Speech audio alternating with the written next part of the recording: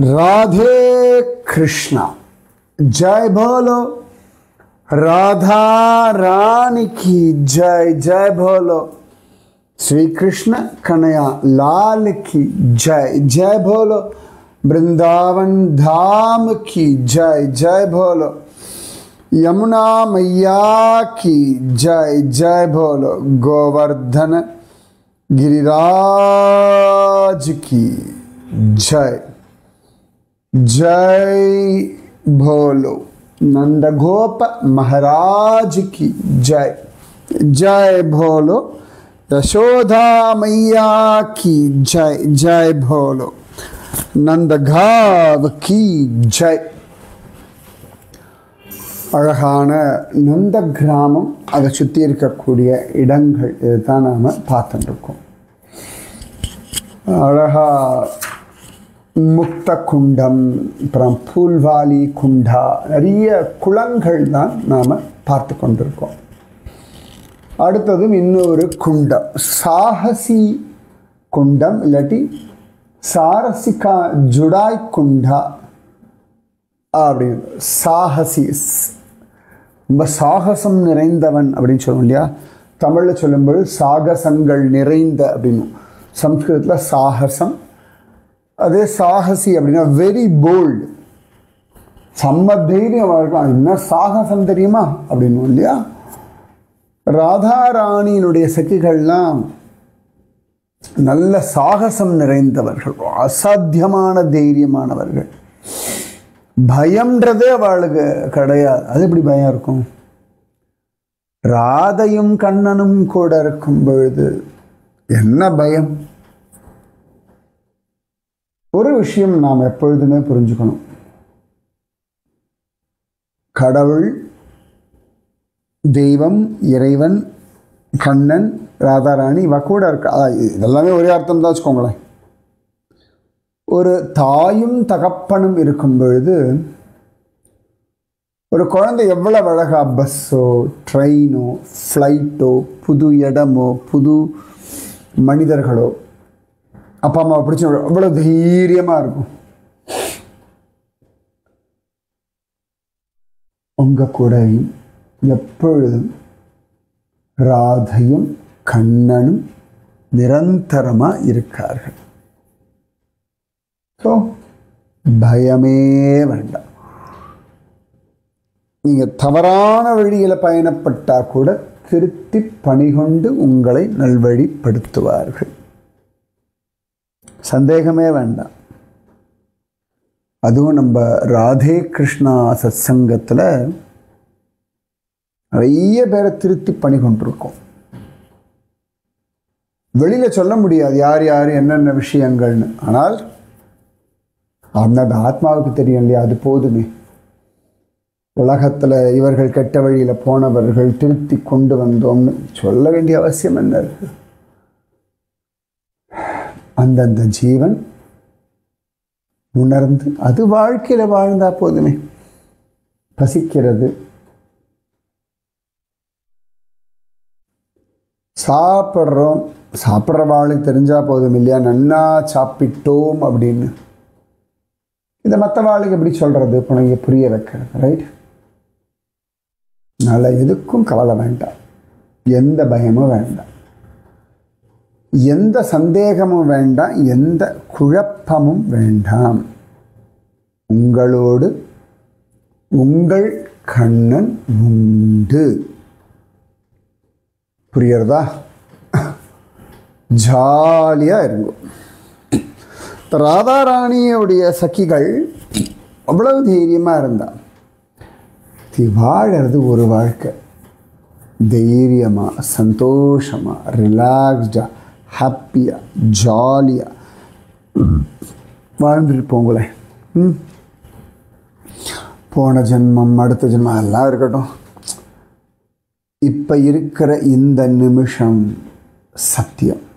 இதை கொண்டாடுவோம், இதை அனுபவிப்போம். நான் எப்பொழுதுமே ட்ரெக்கிங்கில் பசங்ககிட்ட சொல்லுவேன், பசங்கன்னா எனக்கு கூட வர எல்லாரும் பசங்க தான். எனக்கு தவறான வழியிலெல்லாம் உங்களால் போக முடியாது. தவறான வழிக்கு போகிறதுக்கான தகுதி உங்களுக்கு இல்லை. அதுக்கெல்லாம் நீங்கள் சரிபட்டு வரமாட்டேன். ஏன்னா நீங்கள்லாம் கண்ணனோட செல்லக்குட்டீஸ், செல்லக்குட்டன்கள். நான் சொல்லியிருந்தேன் இல்லையா, மலையேற்றத்தில் பசங்கள் கிட்ட சொல்லுவேன்னு, டேய் இப்போ ஏறுறீங்கடா, இதாண்டா சத்தியம், ஏறி முடித்ததுக்கப்புறம் இல்லைடா திரும்பி கீழே இறங்கி காரில் ஏறி வர வரைக்கும் உங்களோட ட்ரெக்கிங் உண்டு அப்படின்னு சொல்லுவேன். Be in the present. நம்ம ராதே கிருஷ்ணா சத்சங்கத்தில் முக்கியமான விஷயம் பி இன் த ப்ரெசண்ட். மற்ற எல்லாம் கடவுள் பார்த்துப்பார். நீங்கள் ப்ரெசண்டில் இருந்துட்டு அழகாக நாமத்தை சொல்லிட்டு live your life, two your duties, take your responsibilities, enjoy the time. சரியா? ஸோ ராதையும் கண்ணனும் மீட் பண்ணுறதுக்கான பல விஷயங்கள் ரொம்ப சாகசமாக அவர்கள் பண்ணுவார்கள். ஸோ இந்த குளத்தின் கரையில் ஒரு பெரிய ஊஞ்சல்லாம் கட்டி ராதையும் கண்ணனையும் உட்கார வச்சு இவர்கள் மாற்றி மாற்றி இந்த ஊஞ்சலை தள்ளிவிட்டு ஆனந்தத்தை அனுபவிப்பார்கள். அது ஒன்று. அதே மாதிரி இன்னொரு பேர் வந்து சாரசிக்க ஜோடி குண்டா, ஜுடாய் குண்டான்னு சொல்கிறான். கண்ணனும் பலராமன் எப்பொழுதும் சேர்ந்தே தான் இருப்பார். ரொம்ப ரேர் கண்ணன் தனியாக பலராமன் தனியாக மாடு மேய்க்க போகிறது. ரொம்ப என்றைக்கெல்லாம் பலராமன் வரலையோ அன்றைக்கெல்லாம் கண்ணன் ஏதான வம்படிச்சிருவான். அன்றைக்கி தான் காளிய நிர்தனம் இருக்கும், அன்றைக்கி தான் அகாசுர விருத்தாந்தம் இருக்கும், அன்றைக்கி தான் பிரம்ம மோகனம் இருக்கும். பலராமன் வரலைன்னாலே வம்பு தான் அந்த பயலோடது. அதனால தான் செம்பொற்கழலடி செல்வா பலதேவா அப்படின்னு பலராமனின் திருவடியை ஒட்டி கண்ணன் நடக்கிறான் அப்படின்னு ஆண்டாள் கொண்டாடுறான். அப்போ இவ அப்படின்னா அந்த சரஸ் அப்படின்னு சொல்லுவா. சரஸ் அப்படின்னா இந்த நாரை, கொக்கு, அந்த மாதிரி அந்த பட்சிகள் ஜோடி சேர்ந்து ஒருத்துனா அப்புறம் பிரியவே பிரியாது. அந்த மாதிரி கிருஷ்ண பலராம ஜோடிகளாம் எப்பொழுதும் விளையாடிகிட்டே இருப்பாளாம் ரெண்டு பேரும்.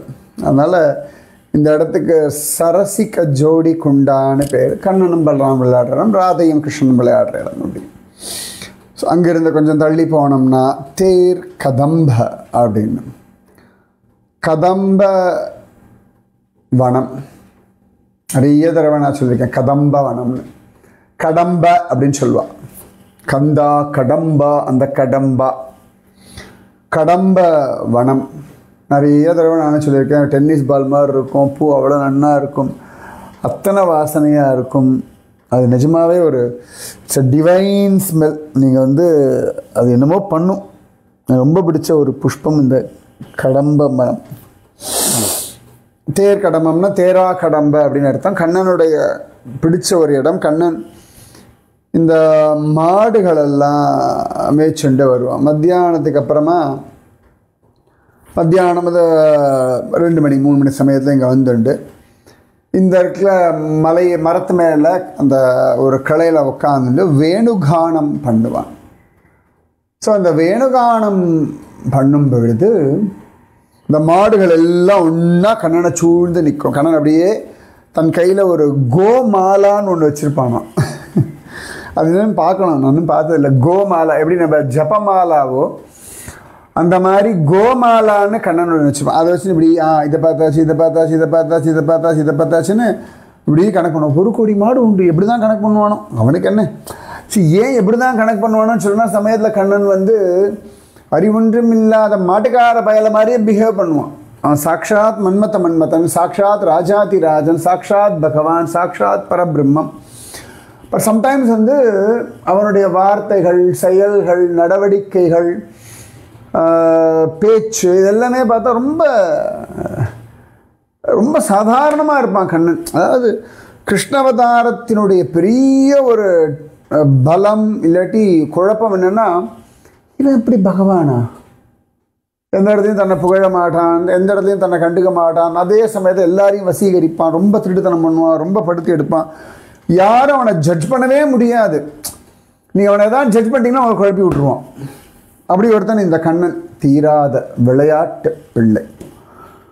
ஸோ அந்த கோமாலாவை வச்சுட்டு கண்ணன் இப்படி எல்லாம் கவுண்ட் பண்ணி எல்லாம் வந்தாச்சு அப்படின்னு சந்தோஷப்படுவானாம் கண்ணன். அதே கண்ணன் இதே மரத்தினுடைய கிளைகளில் உட்காந்து நீ வாடி நீ வாடி நீ வாடி அப்படின்னு எல்லா கோபிகளையும் ஒன்றா கூப்பிடுவானாம். அதே வேணுகானத்தை கொண்டு. மாடுகளுக்குன்னு சில கானம் வச்சிருக்கான், கோபிகைகளுக்குன்னு சில கானம் வச்சிருக்கான், கோபர்களுக்குன்னு சில கானம் வச்சிருக்கான். யார் யாரை எப்போ கூப்பிடணுமோ அப்படி கூப்பிட்டு அவர்களுக்கு என்ன அனுகிரகம் உண்டோ அதை கட்டாயம் பண்ணிடுவான். அதாவது இப்போ யார்கிட்டயா கடன் வாங்கியிருந்தோம் வச்சுக்கோங்களேன், அந்த கடனை பைசல் பண்ணுறதுல ஒரு ஒரு அவசரம் இருக்கும், ரைட்? அது உண்மையான நல்ல மனசு இருக்கும் வாழ்க்கிட்ட. அந்த மாதிரி தன்னிடத்தில் பக்தி பண்ணுறவர்களிடத்தில் பகவான் என்ன பண்ணுறான், தான் கடன்பட்டவன் போல அந்த கடனை பைசல் பண்ணுறதுக்கு தன்னையே கொடுக்குறானாம் விதவிதமாக. அதனால தான் பக்தி ஒன்று தான் அவனை வாங்க முடியும். உங்கள் அழகு, படிப்பு, பதவி, பொருள், புத்திசாலித்தனம், ஞானம் எதுவுமே கண்ணனை வாங்க முடியாது. எல்லைகளற்ற நிபந்தனைகளற்ற நம்பிக்கை ஒன்றுதான் அவனை முழுசாக வாங்கிக்க முடியும். ஸோ கண்ணன் கோபிகளுக்கும் தன்னை கொடுக்கும் ஒரு இடம் இந்த தேர்கதம்பம். இந்த இடத்துலையும் அழகாக ஒரு ராசமண்டலம் உண்டு. நிறைய ராசமண்டல லீலைகள் நடந்த இடம் உண்டு. இந்த லிஸ்ட்டு போட்டு முடிக்கிறதுக்கு தெரியல. ஓரளவுக்கு தான் பாகவதம் சொல்கிறது, சிலது கர்க்க சம்ஹிதை சொல்கிறது, சிலதெல்லாம் நம்ம ரூப கோஸ்வாமி எழுதின கிரந்தங்களில் காண கிடைக்க. ஸோ இது தேர்கதம்பம். அதுக்கு அடுத்தது இது பக்கத்திலேயே தான் தேர்கதம்பத்தினுடைய கரையில் தான் அந்த வனத்துக்குள்ளே தான் ரூப கோஸ்வாமியினுடைய பஜனை குட்டீரம். அவர் அங்கே உட்காந்துண்டு பஜனை பண்ணிண்டு நிறைய நாமஜபம் பண்ணிண்டு நிறைய புஸ்தகங்கள் எழுதினார். இப்போ ரூப கோஸ்வாமியில் இன்றைக்கி கொண்டாடுறோம். அன்றைக்கி பிருந்தாவனத்தில் அந்த காட்டுக்குள்ளே யாரோ இருக்கக்கூடிய அங்கே சில ரஜவாசிகளுக்கு தான் அவரை தெரியும். உலகத்துக்கு யாருக்குமே அவரை தெரியாது. ஆனால் ராதைக்கும் கண்ணனுக்கும் தெரியும். நான் உடனே எப்பயும் சொல்கிறது தான், நீங்கள் பஜனை பண்ணுங்கோ, பூஜை பண்ணுங்கோ, பாராயணம் பண்ணுங்கோ, பக்தி பண்ணுங்கோ, நாமஜபம் பண்ணுங்கோ, உபன்யாசம் பண்ணுங்கோ, நிறைய கோவில்களுக்கு போங்கோ, நிறைய சத்சங்கம் கேளுங்கோ. இது லைம் லைட்டில் தெரியணும்னு ஆசைப்படாதீங்க. அது தானாக தெரிஞ்சால் தெரியட்டும். பக்தின்றது அழகான ஒரு அனுபவம், which you can't explain. அதை நீங்கள் வெளிச்சம் போட்டு காட்ட முடியாது. காட்டினா சுகம் இல்லை. கண்ணனுக்கு காட்டலாம். ஒரு குழந்தை ரொம்ப அழகாக இருக்குது, வெளியில் எல்லாத்தையும் காட்டுவோமா? அப்படி ஒரு குழந்தை வீட்டில் அம்மனமாக அலையிறது, சின்ன குழந்தை, யாராவது வரனா கடகடன்னு ட்ரெஸ்ஸை போட்டு தானே வைப்போம், கரெக்ட்? இந்த பக்தி ஒரு ஆடை இல்லாத அழகான குழந்தை, அது கண்ணன் ரசிக்கலாம், ராதாராணி ரசிக்கலாம், இவ்வளோதானே. இதில் வேறு யாருக்கும் ரசிக்கிறதுக்கான அவசியம் இல்லையே, சரிதானே? உங்கள் பக்தி அப்படியே இருக்கட்டும், அது உள்ளுக்குள்ளேயே இருக்கணும், உள்ளுக்குள்ளேயே ஊறணும். அது தங்கம் உள்ளுக்குள்ள அப்படி ஒளிஞ்சு கிடக்கிறது இல்லை, அந்த மாதிரி பூவுக்குள் மனம் ஒளிந்து கிடக்கிறா போல, பழத்திற்குள் ருச்சி ஒளிந்து கிடக்கிறா போல, மருந்துக்குள் வீரியம் ஒளிஞ்சு கிடக்கிறா போல. அது ஒரு அழகு. இருளில் கருமை ஒளிந்து கிடக்கிறா போல, இல்லை கருமையில் இருள், அவ்வளோதான். எப்படி வேணாலும் நீங்கள் எடுத்துக்கோங்க. அப்படியே காந்தமாக ரிலாக்ஸ்டாக, வேறு எந்த யோசனையுமே இல்லாமல் அப்படி காமாக கூலாக அப்பாடான்னு ஒரு சுகம். சரி, அப்படி ரூப கோஸ்வாமி உட்காந்துட்டு பஜனை எல்லாம் பண்ணின இடம் அது. அதை தாண்டி கொஞ்சம் தூரம் போயாச்சுன்னா இதெல்லாம் ஒவ்வொரு டைரக்ஷனில் இருக்கும். எல்லாம் நந்தகிராமத்தை சுற்றி இருக்கக்கூடிய இடங்கள். அசிஷேஸ்வர மகாதேவன் ஒருத்தர், அசிஷேஸ்வர, ஆசிஷ ஈஸ்வர, ஆசிஷேஸ்வர, அசிஷ ஈஸ்வர அப்படின்னு ஆசீர்வாதங்கள்னு சொல்லணும் இல்லையா? ஆசிஷ ஈஸ்வரக, அசிஷேஸ்வரக. இது அந்த இடத்துக்கு பேர் அசிஷேஸ்வர வனம்னு பெயர். நந்த கிராமத்துக்கு, நந்தகோபர் திருமாளிகைக்கு சிவபெருமான் வரார். நம்ம ஏற்கனவே சொல்லியிருக்கோம். அனுபவிச்சிருக்கோம். நான் சொல்லியிருக்கேன், நம்ம அனுபவிச்சிருக்கோம். ரைட்டா? அப்போ வந்தாச்சு. ஆனால் சிவபெருமானுடைய அந்த ரூபம் இதெல்லாம் பார்த்து பயந்து யசோதை பிள்ளையை காட்ட மாட்டேன்னுட்டா. அப்போ அவர் இங்கே வந்து உட்காந்துண்டு கிருஷ்ண தியானம் பண்ண ஆரம்பிச்சுட்டார். கிடைக்கிறனா கிருஷ்ண தியானம் பண்ணுங்க. கிருஷ்ணா நீ வேணும்னு கேளுங்க. கிருஷ்ணா நான் என்னையே உனக்கு தரணும்னு கேளுங்க. கிருஷ்ண பிரசாதம் வேணும்னு கேளுங்க. கிருஷ்ணா உன்னுடைய சொத்தாக என்னை ஆக்கிக்கொள்னு சொல்லுங்க. கிருஷ்ணா உனக்கு பிடிச்ச மாதிரி மட்டுமே இருக்கணும்னு கேளுங்க.